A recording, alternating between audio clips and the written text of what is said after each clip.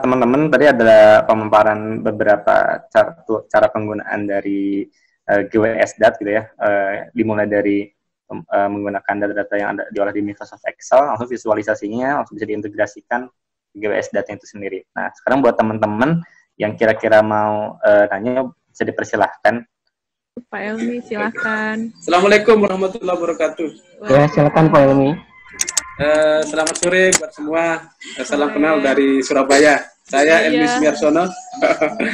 Mas, saya Anggita. Baguslah Mbak Anggita ya. Terima kasih banyak ilmunya, sharing ilmunya sore ini. Iya. Jujur saja saya masih awam di GSWAT ini, makanya saya sangat tertarik. Kenapa? Karena memang ada kaitannya dengan bidang kerjaan saya gitu. Kebetulan saya bekerja di Pemprov Jatim di lingkungan hidup. Di lingkungan hidup Provinsi Jawa Timur. Iya.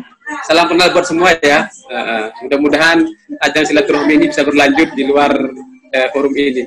Yang pertama Mbak Anggita, apa GSWAT ini bisa juga dipakai untuk air permukaan, misalnya das sungai gitu. Terus, oh iya, Pak, lanjut aja Pak terus. Iya. Yang kedua, saya sekarang ini dalam proses penyusunan penelitian, terutama untuk mengetahui volume air bawah tanah. Kenapa? Karena sekarang ini sudah lama tren pengambilan air bawah tanah itu yang terjadi terutama di kota-kota besar. Di kota besar dan juga di daerah-daerah tangkapan area, catchment area. Contohnya kalau di Jawa Timur itu di daerah Batu gitu ya. Jadi sudah banyak villa atau hotel yang mengambil pemenuhan kebutuhan air bersih itu ambil dari air tanah gitu. Bukan dikhawatirkan. Yang pasti pada suatu saat nanti akan terjadi kekosongan area di bawah tanah karena airnya diambil terus ya kan. Untuk itu saya ingin mengetahui sudah sejauh mana kekosongan relung tanah yang airnya diambil terus ini bisa dilihat gitu. Dari situ nanti kita akan mencarikan solusinya bagaimana untuk mengisi kembali relung atau area yang kosong karena airnya diambil oleh kita dari ke atas gitu. Apakah itu bisa dipakai untuk mengetahui volume atau aliran bawah tanahnya itu? Itu Mbak Gita. Dua saja untuk sementara pertanyaan saya. Makasih sebelumnya. Iya, makasih Pak. Terima kasih atas pertanyaannya. Ya. Kalau untuk GWS.dat ini itu sepertinya sih nggak bisa digunakan untuk air permukaan ya Pak. Soalnya dia memang dibuat untuk khusus air panas. Nah, kalau GWS.dat ini itu awalnya itu kan memang ini tuh salah satu tools yang dibuat oleh Shell. Nah, Shell itu kan perusahaan oil and gas itu. Jadi itu GWS.dat ini itu awalnya itu untuk memudahkan orang-orang Shell untuk memantau sumur-sumur pantau mereka gitu. Jadi awalnya apakah sumur pantau mereka sudah terkontaminasi benzen atau TPH atau belum gitu. Jadi kalau untuk menghitung storativity air tanah sih sepertinya nggak bisa sih Pak kayaknya ya. Kayaknya sih nggak bisa gitu. Tapi mungkin ada beberapa software lain yang bisa memodelkan air tanah gitu. Jadi ada beberapa yang open source juga ya kan Husna untuk memodelkan stratigraphy aquifer itu sih. Kalau bisa dibantu Husna, salah satu yang open source seperti Modflow tuh apa ya? Untuk air tanah atau air permukaan Kak? Kalau untuk storativity air tanah apa? Kalau air permukaan apa? Sebenarnya Modflow itu ada juga yang open source-nya sih. Kan tapi jadi yang punya USGS-nya ya? Kalau misalkan Modflow ada model Muse namanya dari USGS. Oh iya, ada model Muse yang open source ya? Iya, benar-benar. Iya, ada yang open source. Untuk air permukaan juga kalau tidak salah di QGIS juga bisa. Di QGIS terus nanti ada fitur tertentu yang kita download lagi gitu. Itu khusus buat hidrologi. Setahu saya sih begitu ya. Tapi saya nggak pernah pakai. Kalau hidrologi itu biasanya pakai SWOT sih, ada KISWOT. SWOT juga ada sih kualitas air permukaan, cuma kontaminannya itu pertanian sih biasanya. Kalau misalkan iya. kontaminan industri gitu buat hidrologi belum nemu saya. Mungkin teman-teman di sini ada yang sharing gitu, yang pernah nyobain pemodelan kontaminan air permukaan, tapi limbahnya limbah yang industri kayak gitu.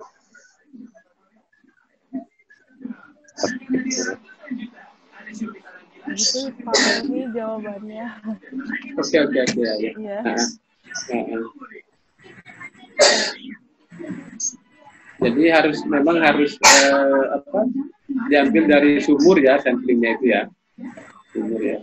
Iya Sumur Pak, air, kalau sumur sampling air. diambil dari sumur. Sumur air tanah.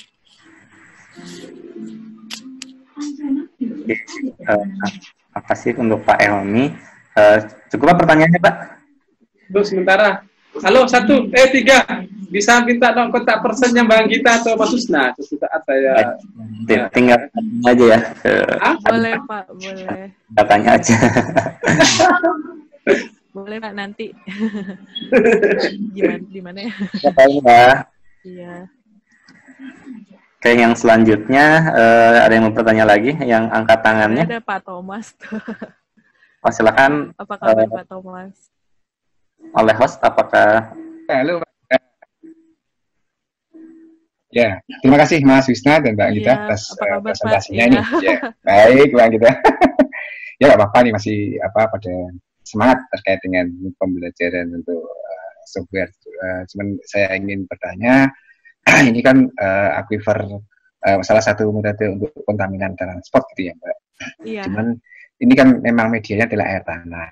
Nah, di dalam air tanah itu tentunya ada beberapa macam kontaminan transport itu bergerak, ya, adveksi, dispersi, dan lain-lain gitu ya Mbak. Nah, bagaimana menggabungkan di antara konsep untuk aliran air tanah itu supaya kita yakin keberhasilan dari pemodelan aliran air tanahnya itu nantinya akan mendukung terhadap kontaminan transport, karena air tanah itu kan berbeda sifatnya dengan air permukaan.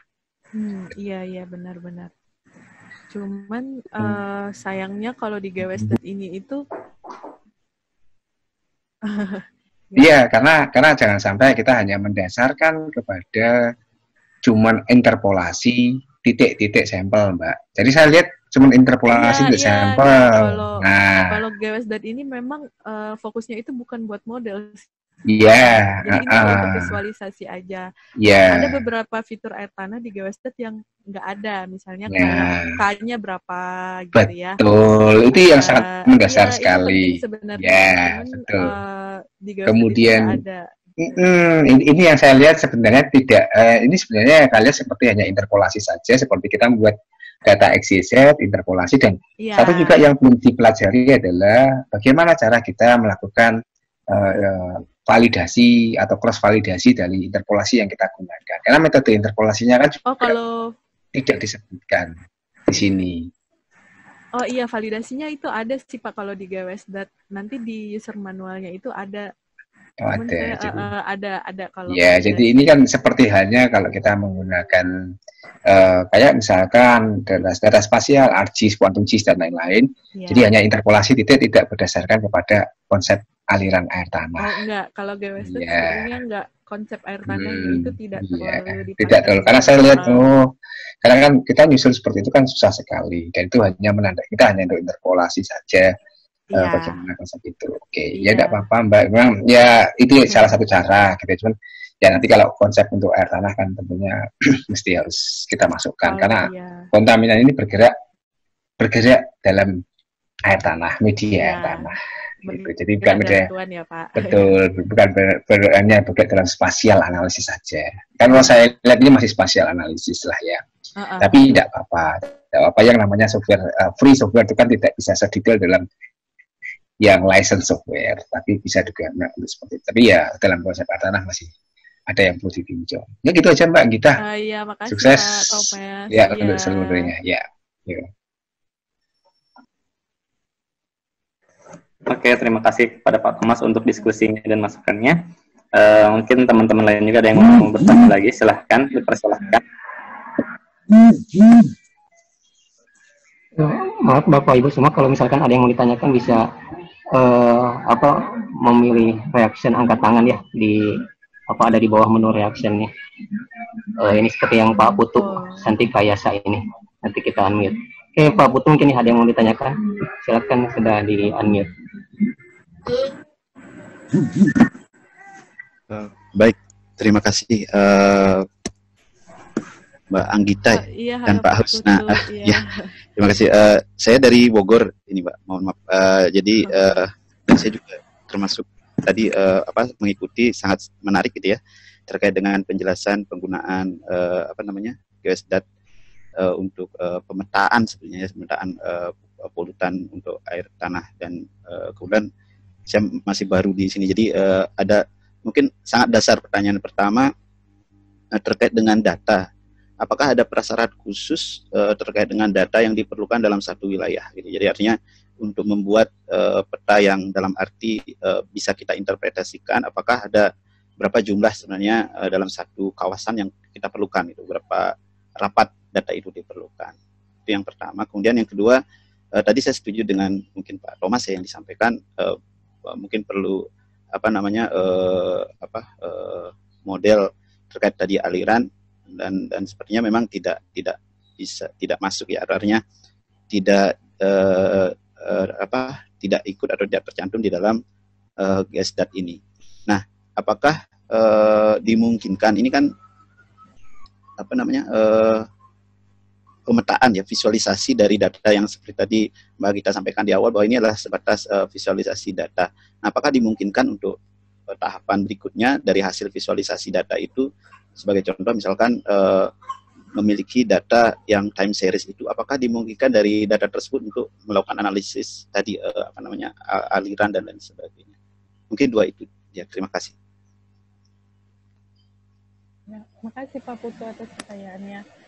Setahu saya sih kalau untuk visualisasi dari GeoSDAT ini nggak ada datanya harus berapa, itu nggak ada. Jadi berapa pun data yang kita masukkan itu biasanya sih akan running. Cuman kalau misalnya ya untuk pertanyaan yang kedua, memang GeoSDAT ini tuh batas. Halo ya, dengar kan? Suaranya kecil. Oh iya iya. Oh iya. Terima kasih Pak Putu atas pertanyaannya. Kalau untuk GeoSDAT ini memang tidak ada data minimum yang harus dimasukkan berapa. Jadi berapapun data yang kita masukkan, GeoSDAT-nya akan tetap running. Semakin banyak datanya akan semakin kompleks gitu runningannya. Nah, untuk pertanyaan kedua, memang ya Pak ya, sekali lagi tadi awal emang saya bilang kalau misalnya jangan bandingkan GeoSDAT ini dengan tools air tanah yang lebih advance seperti Modflow atau vFlow, karena memang GeoSDAT ini kan tidak ada fitur air tanah yang penting seperti K-nya berapa atau fitur-fitur geologi lainnya gitu. Jadi memang dia ini memang terbatas. Nah, jadi kalau untuk pemodelan air tanah yang lebih advance, sepertinya kalau GeoSDAT ini agak susah ya Pak ya. Jadi sepertinya nggak bisa sampai situ gitu sih Pak Putu. Baik, terima kasih. Iya. Mungkin nanti kalau ada hal-hal yang ini bisa ditanyakan lagi ya di luar forum ini ya, kalau misalkan.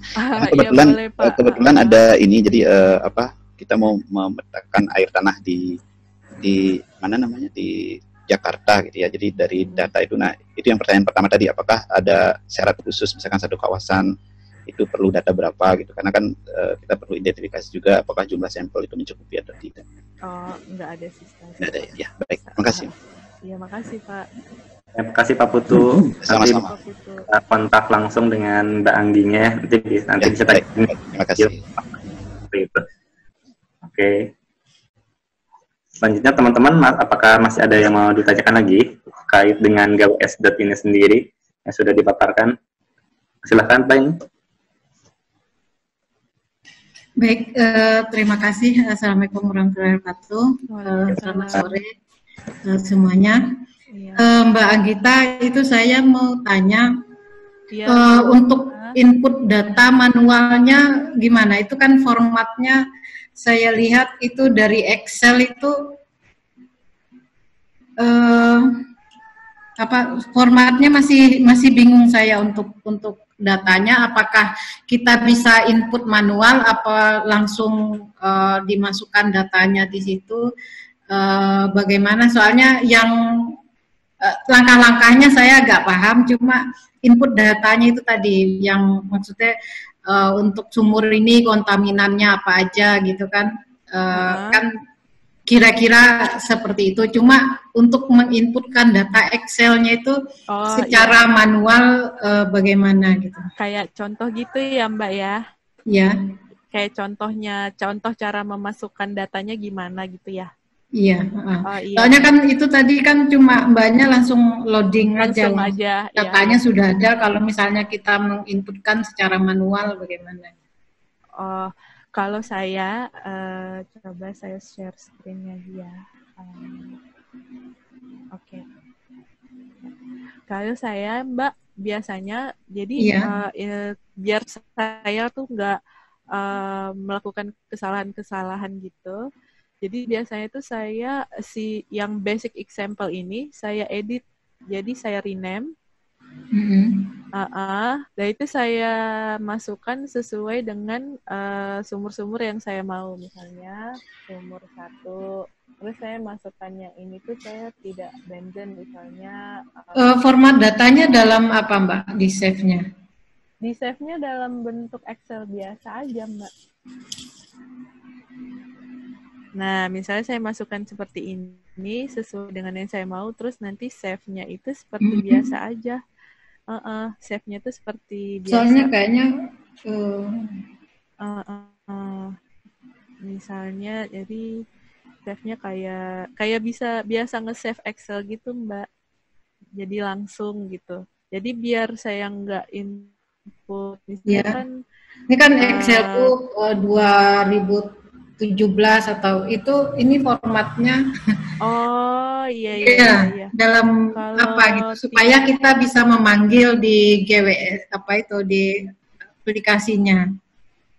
Kayak Mbaknya itu kan banyak Mbak, jadi berapa ya? Iya benar. Saya biasanya itu kayaknya ini Excel berapa ya? Ini Excel 19 sih.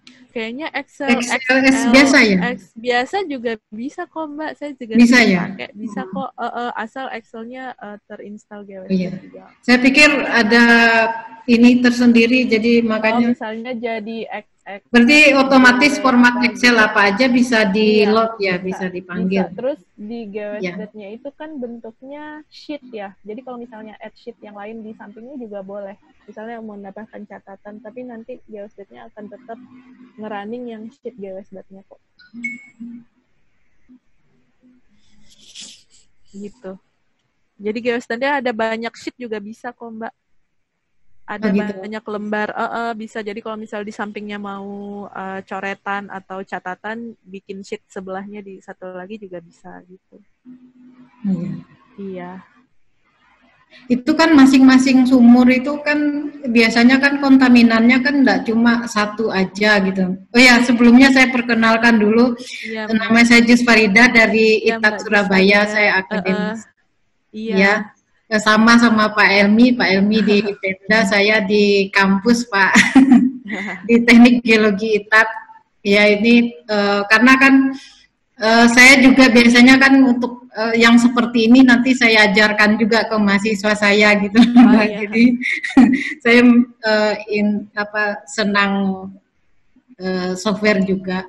Jadi itu kan ya tadi kembali ke pertanyaan saya, itu kan dalam satu itu kan kontaminannya kan macam-macam ya. Kalau misalnya dia kontaminannya logam berat gitu, itu kan nanti berarti persentase masing-masing itu kan bisa dimasukkan nggak Mbak? Soalnya tadi kan kayaknya cuma satu macam aja dalam satu well gitu. Iya. Jadi Mbak, sebenarnya kalau salah itu dia bisa, jadi dalam satu sheet itu bisa kita masukkan banyak juga bisa, ratusan ribuan juga bisa. Tapi biasanya kalau saya itu saya pisahin sheet-sheetnya. Jadi yang sheet benzen aja, yang toluen aja, betex aja misalnya gitu. Soalnya nanti kalau misalnya satu sheet itu dicampur sama konstituennya campur, nanti saya tuh capek ngeklik memindahkan ke Excel gitu, nanti diklik dulu yang running benzen aja misalnya. Jadi saya agak ribet gitu, jadi saya pisah-pisahin aja dari awal gitu. Jadi kalau misalnya digabung itu bisa ya Mbak ya? Kayak bisa, kan yang di contohnya juga digabung, ada toluen, ada benzen gitu. Oh iya. Karena kan enggak, ya biasanya ya itu kan kontaminannya enggak satu aja, berapa persen. Persentase masing-masing kan ada gitu. Iya. Jadi, saya seperti itu. Makasih. Ya, itu Mbak, makasih Mbak. Makasih. Pertanyaannya ya mungkin tadi kebingungan saya di situ aja. Terima kasih. Assalamualaikum warahmatullahi wabarakatuh. Waalaikumsalam. Waalaikumsalam warahmatullahi wabarakatuh. Oke, terima kasih banyak Bu Fadah untuk diskusinya. Oke, sebelum waktunya masih banyak, apakah masih ada yang berdiskusi lagi? Kalau ada bisa angkat tangan. Ada Mas Oji. Siapa? Ada Mas Oji kok angkat tangan. Pak Fahrul Ozi ya tadi udah angkat, aku ngasih reaction. Silakan, sudah di sebentar lagi diangkat. Oke, silakan Pak. Halo Mas Oji, apa kabar? Kecil suaranya.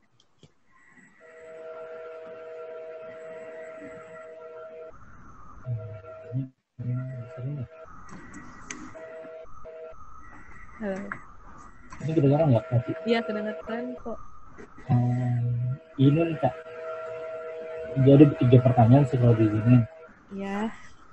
Yang pertama itu kan berkaitan dengan sumber data nih. Okay. Kalau di sheet yang pertama tadi, kita balik lagi ke sheet yang pertama, itu kan ada benzen, toluen, sama etilen. Nah itu kan basically hasil uji lab semua. Apa? Oji putus-putus?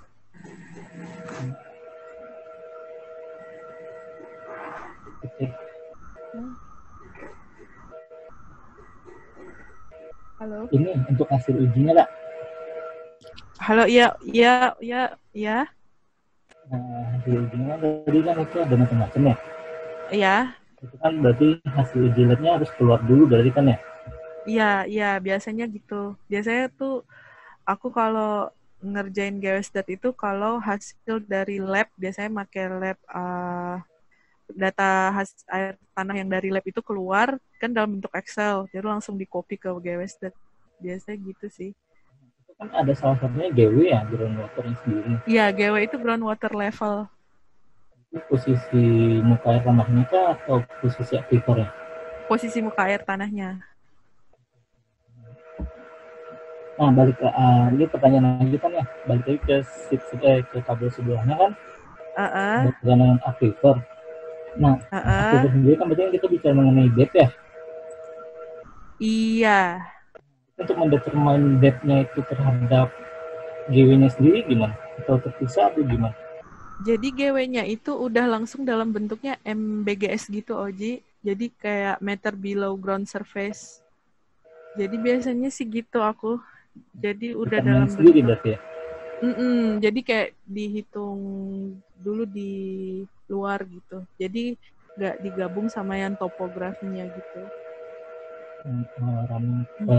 Makanya tadi disebutin runningnya per aquifer karena diklasifikasikan dulu berarti depth-nya berarti ya?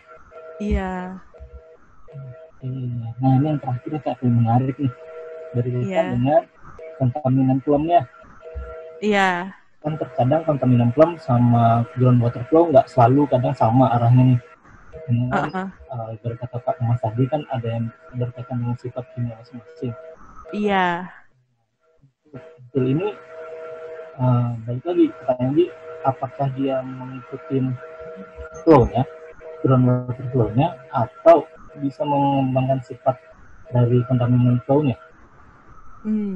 Jadi itu nggak selalu mengikuti groundwater arah air tanahnya, Oji. Jadi itu jadi plumnya itu tergantung dengan data input yang kita masukkan gitu. Jadi kalau misalnya bulan Januari 3, jadi kayak dia akan menghitung data time series yang kita masukkan per periode itu. Jadi kadang memang plumnya itu tidak tidak sejalan dengan muka air tanahnya, karena muka air tanahnya juga tiap season kadang-kadang suka geser-geser dikit kan gitu. Jadi kan kalau salah di hasil interpretasinya kan ada groundwater flow ya. Nah itu juga bisa disimulasikan per tahunnya atau hanya plumnya aja yang bisa disimulasikan per tahun? Kayaknya semuanya bisa deh. Jadi kalau mau groundwaternya aja, jadi kayak yang lainnya itu di-uncheck, nggak usah dicek di none gitu. Nanti dia akan muncul. Kalau nggak salah sih gitu. Jadi tinggal dimain-mainin aja di fitur-fiturnya itu. Sekarang lagi belum bisa coba, soalnya tadi pas di running katanya karena butuh yang lebih rendah lah. Oh gitu. Biasa pakai yang R3.5 ya? Itu. Ya, di bawah karena di below R. Iya. Makasih. Iya. Bang Usna. Makasih Oji. Sama ya. Oke. Haji gimana, masih kuat untuk? Iya masih. Oke, untuk Ivan Taslim bertanya, mungkin Pak host bisa bantu di unmute.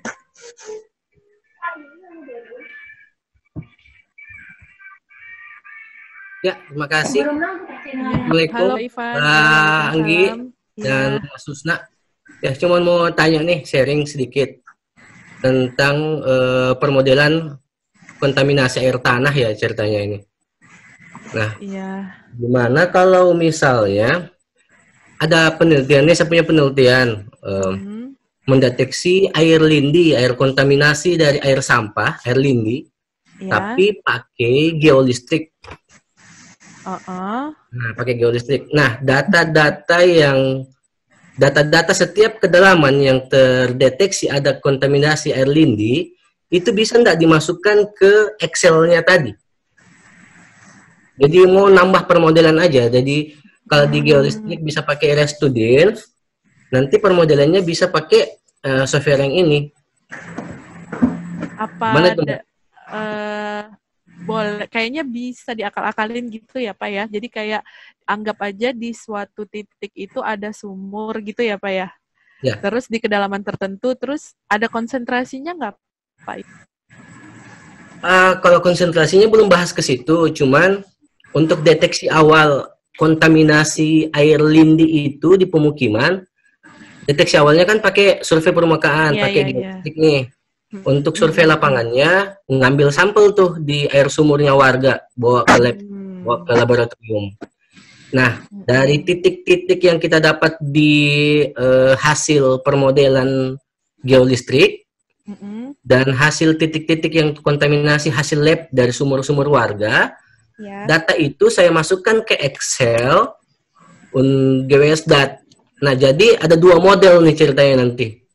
Bisa seperti itu enggak kira-kira Mbak Anggi? Kayaknya itu kayak diakal-akalin gitu ya Pak ya. Jadi kalau misalnya di satu daerah, jadi hasil geolistriknya di situ ada air lindi, tapi air lindinya nggak tahu berapa konsentrasinya gitu. Nah di titik B itu nggak ada air lindi bersih, di titik C ada air lindi, gitu-gitu ya Pak ya? Iya. Iya. Jadi nanti Bapaknya GWSDAT ini memvisualisasikan secara aerial yang seperti yang GWSDAT biasa kerjakan gitu kan ya Pak ya. Jadi mungkin kalau nggak ada konsentrasinya tuh agak susah ya Pak sebenarnya. Cuman mungkin ya. Kalau konsentrasi dalam hal ini apa Mbak Anggi maksudnya? Ya misalnya di air lindi itu ada konsentrasi apa, misalnya nitrat, nitrit gitu Pak. Ini misalnya kan ini nggak ada ya, karena ini kan datanya itu hasil dari visualisasi mungkin warna kali ya Pak ya. Iya. Kalau di geolistriknya itu datanya ya dalam bentukannya hasilnya warna. Gitu. Iya. Iya, jadi mungkin Bapak bisa masukin kayak titik A. Misalnya warna 1 Bapak masukin data konsit itu warna merah tuh 3, warna kuning tuh 2, warna hijau itu 1, atau warna biru itu kurang dari ND, kurang dari 1, jadi bersih gitu. Jadi mungkin kayak gitu bisa sih Pak, jadi kayak diakal-akalin. Jadi nanti dia akan tervisualisasiin. Karena ya, kenapa saya tanyain ini, karena kalau dilihat dari data Excel-nya tadi, jadi kita mesti punya data setiap titik pengeboran gitu. Yang menjadi masalah, yang menjadi masalah kalau di tempatnya kita jarang yang punya penelitian ngebor untuk kontaminasi air tanah itu. Iya. Nah, mungkin diakal-akalin dengan dibuat titik semu aja, Pak. Iya. Bisa kok seperti itu. Iya, kayaknya sih bisa. Ya, permodalannya 2 bisa lewat Restudiennya Geolistrik, bisa pakai software ini. Iya, jadi Restudiennya Geostat-nya aerial, yang Restudiensnya yang secara lateral gitu ya Pak, maksudnya. Oh, ya. Kayaknya sih bisa Pak, diakal-akalin aja. Bentar mau coba. Sih. Ya. Dah ya, makasih banyak. Terima kasih Pak Ivan. Iya. Maksudnya. Oke, makasih Pak Ivan. Selanjutnya mungkin Pak Ridwan Zahab ya, saya unmute. Silakan Pak, sudah di-unmute. Halo Pak Ridwan, selamat sore. Ya, selamat sore. Assalamualaikum. Waalaikumsalam. Sebelum saya lanjut, ini gimana untuk modelasi saya terputus-putus atau enggak ya? Enggak sih Pak, lancar alhamdulillah. Lancar alhamdulillah ya. Ya, sebelumnya perkenalkan saya Ridwan, ini dari Lampung. Dari Lampung, ya alhamdulillah sebagai akademisi juga di Universitas Lampung. Saya lebih di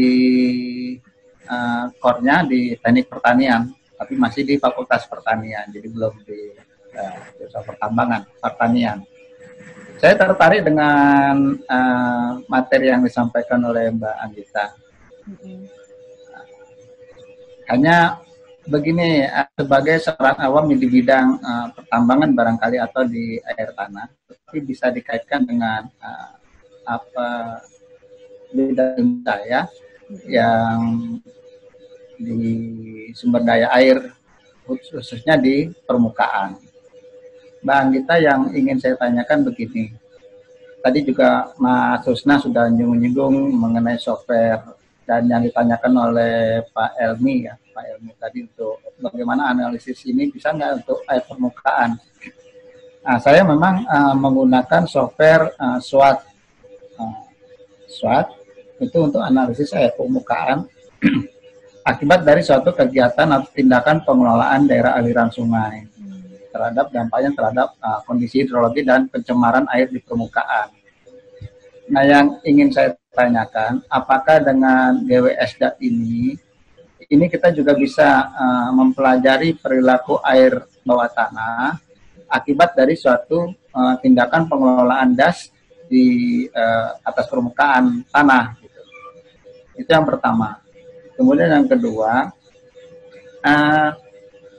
karena ini sebagai suatu model, jadi GWSDAT ini kan adalah suatu model mempelajari perilaku air tanah gitu ya Mbak.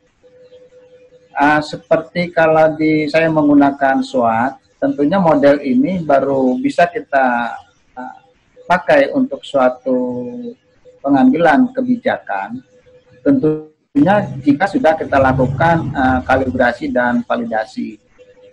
Nah, apakah GWSDAT ini juga sebagai suatu model, ini ada suatu mekanisme untuk proses kalibrasi dan validasi, sehingga apa yang kita hasilkan dari suatu kegiatan ini tidak kemudian menimbulkan ekses negatif, terutama ya bisa jadi barangkali hasil kegiatan atau hasil penelitian kita ini bisa saja disalahgunakan oleh oknum untuk suatu kegiatan atau suatu tindakan kriminalisasi. Misalkan pernah terjadi di Lampung akibat pencemaran air tanah dari suatu kegiatan SPBU atau bahan bakar ya, pom bensin, kemudian berdampak kepada pemerasan suatu usaha bakso yang cukup besar oleh masyarakat yang menuduh bahwa ada masuknya minyak-minyak ke dalam sumur masyarakat dari kegiatan perdagangan bakso tersebut. Nah ini kan bisa menjadi kira-kira seperti itulah maksud saya.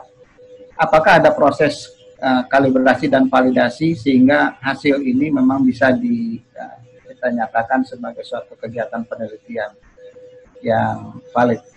Itu mungkin 2 pertanyaan saya, Mbak Agustin. Terima kasih untuk kesempatan yang diberikan kepada saya untuk mengikuti seminar ini. Untuk semua rekan-rekan yang tergabung, selamat menjalankan ibadah puasa. Mudah-mudahan puasa hari ini yang tinggal beberapa menit lagi ini diterima Allah Subhanahu wa taala. Untuk yang lain yang di luar keyakinan, selamat sore. Terima kasih Mbak Agustin, Mas Husna dan tim. Sukses, bagus. Assalamualaikum warahmatullahi wabarakatuh. Waalaikumsalam warahmatullahi wabarakatuh. Terima kasih Pak Ridwan atas pertanyaannya. Kalau untuk pertanyaan pertama, apakah GWSDAT ini bisa digunakan bersama-sama untuk menganalisa air permukaan?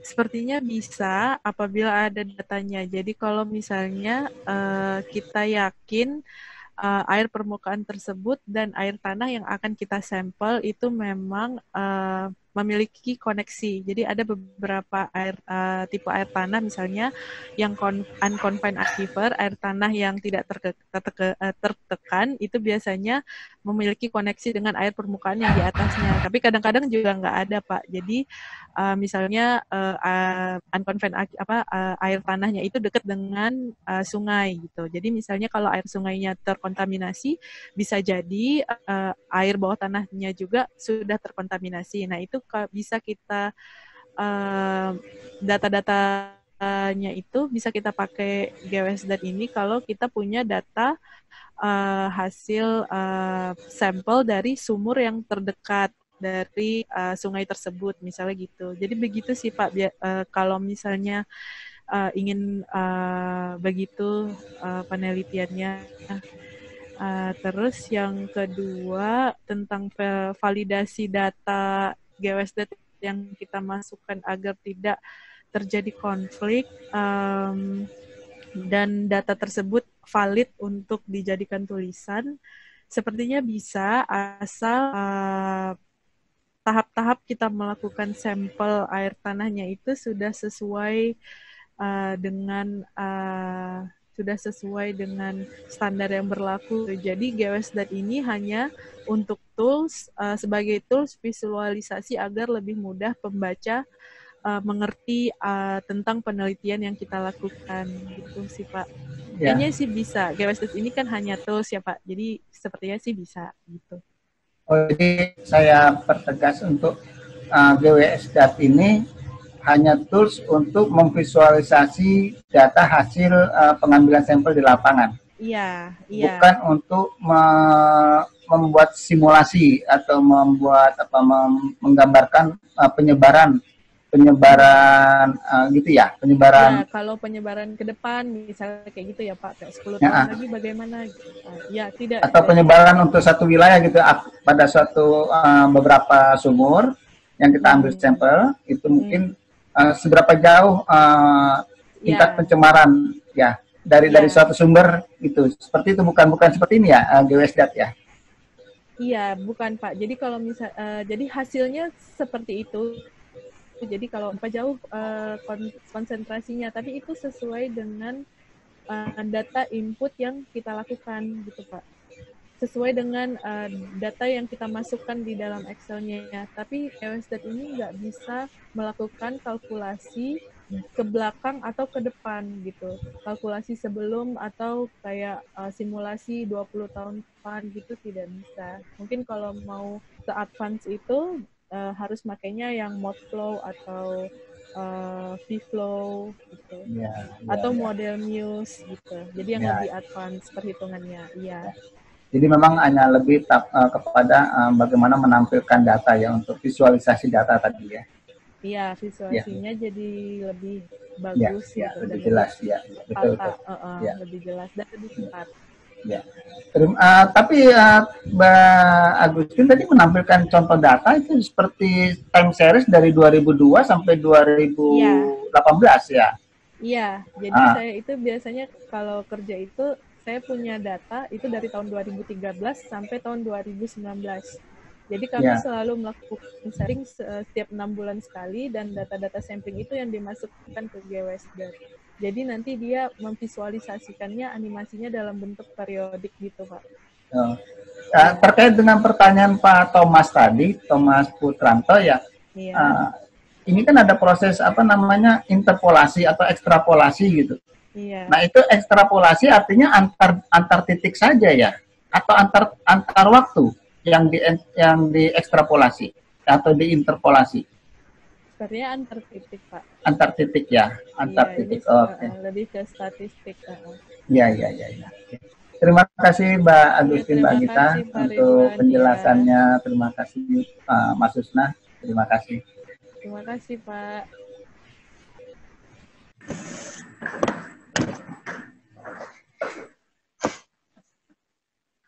Terima kasih kepada Pak Ridwan. Mungkin dicukupkan saja untuk pertanyaannya kali ya, kalau nanti tidak ada lagi. Kak Aci, gimana Kak Aci? Iya, makasih. Aduh, banyak banget ya partisipnya. Nggak nyangka sih, kirain sedikit. Jadi gitu sih, cuman ya disclaimer aja sih, emang GWSDAT ini banyak kekurangannya ya memang, dan emang digunakannya untuk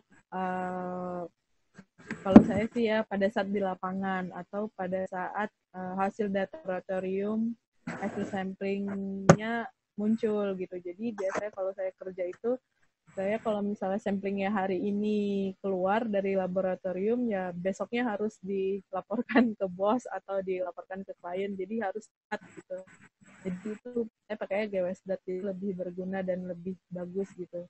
Sama apa sih ya, memang sih GWSDAT ini memang nggak punya fitur-fitur penting air tanah ya, seperti kayak akibatnya yang unconfined atau confined, atau K-nya berapa, atau misal kita memvisualisasikan ke depan atau ke belakang seperti yang bisa dilakukan oleh tools air tanah lainnya gitu. Memang banyak kekurangannya sih. Tapi ya itu cepat kalau GWSDAT itu. Dan untuk mahasiswa ya, kalau misalnya mahasiswa mau melakukan penelitian gitu kan, daripada pusing-pusing untuk memvisualisasikan datanya, ya bisa pakai GWSDAT dan lebih gampang dan nggak perlu harus bayar license mahal-mahal.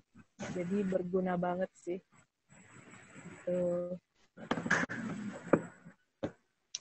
Oke, jadi emang tools yang berbeda ya antara untuk tools untuk simulasi numerik sama untuk visualisasi data. Yang saya tahu sih emang juga kuatnya di data visualization gitu. Nah, mungkin teman-teman juga jadi jangan salah kaprah, ini bukan untuk simulasi, tapi untuk visualisasi data. Jadi pada saat memang kita cuma punya angka-angka doang, sementara kita butuh untuk presentasi ini, kita bisa menggunakan GWSDAT ini tools yang sangat mudah agar kita membantu presentasi kita gitu lebih cepat, lebih mudah gitu. Terus ya bisa ada keluar grafik-grafiknya gitu, nggak usah mungkin biasanya kan kayak di Excel ribet, ini langsung keluar semua data-datanya, tinggal input. Itu jadi itu sih ya Kak, power itu di ya benar Husna. Sama juga kalau misalnya kita mau membuat model itu kan memang kompleks ya. Jadi untuk pembuatan mengkonstruksi model air tanah itu biasanya lama banget kan Husna, bisa 6 bulan, bisa setahun mungkin ya kalau misalnya kompleks banget site-nya gitu. Jadi susah gitu. Jadi ya itu sih. Kadang ada orang yang saya cuma butuh visualisasi aja, jadi ya bisa pakai GWSDAT gitu. Tapi kalau untuk yang lebih advance, memang GWSDAT tidak bisa gitu sih. Iya benar ya, kadang kan ada yang emang kebutuhannya tuh untuk pengen tahu setelah berapa tahun kayak gimana kondisinya, atau misalnya setelah kayak gimana, itu yang ngerti. Tapi kadang-kadang ada juga yang pengen tahunya tuh cuma saat ini kemarin gitu. Ini sebenarnya persebarannya kemana aja dan kayak gimana gitu doang. Iya, biasanya gitu sih. Kak sendiri di kantornya emang kerja sama-sama divisi lain untuk data ini atau gimana? Kelanjutan dari setelah mengolah data oleh GWS Data ini selanjutnya? Biasanya kalau saya ngolah data GWS Data itu pertama dilaporin ke bos dulu. Jadi bosnya tahu, jadi kayak senior hidrogeologisnya tahu kalau remediasi kita itu berhasil gitu. Kayak tadinya 2 tahun yang lalu itu benzennya ada banyak banget, terus kita melakukan remediasi, misalnya ada macam-macam metodenya, dan setelah 2 tahun, nah kan benzennya jadi berkurang gitu. Nah setelah berkurang itu dilaporin ke bos, bosnya approve, dan data-data tersebut biasanya akan dikirimkan ke KLHK buat approval. Jadi KLHK kan yang lalu memantau site-site yang sedang diremediasi gitu, site-site bermasalah yang kotor gitu. Jadi kita akan laporkan ke KLHK, biasanya kayak 3 bulan sekali, 4 bulan sekali kita lapor hasil data kita ke KLHK. Apakah sudah bersih, apakah belum, atau lebih parah gitu. Oke. Bayang. Sekarang lebih tahu, jadi emang market kebutuhannya untuk orang-orang yang remediasi gitu yang butuhnya data aktual, ya, maksudnya visualisasi aktualnya seperti apa, seperti itu, bukan untuk dan berperiodik. Oke, makasih banyak ya Kak Aci ya. Semuanya udah ini waktunya datang ke kita manfaat kayak gini gitu ya. Bagus banget sih untuk hal yang free gitu, yang open source, terus bisa melakukan seperti itu tuh ya kepake banget lah untuk belajar atau bahkan untuk paper kalau misalkan memang kalau paper kan kita butuh lisensi mahal gitu. Ini kalau ada benar, lisensi mahal banget. Bisa mensosialisasikan tergantung ntar penelitiannya ke arah mananya yang bisa dengan GWS Data ini sendiri. Oke, gitu. Sekian mungkin presentasi dari Kak Aci. Makasih banyak semuanya. Saya sama Kak Aci pamit undur diri. Sampai jumpa lagi di webinar Geosoftware Community berikut. Terima kasih semuanya.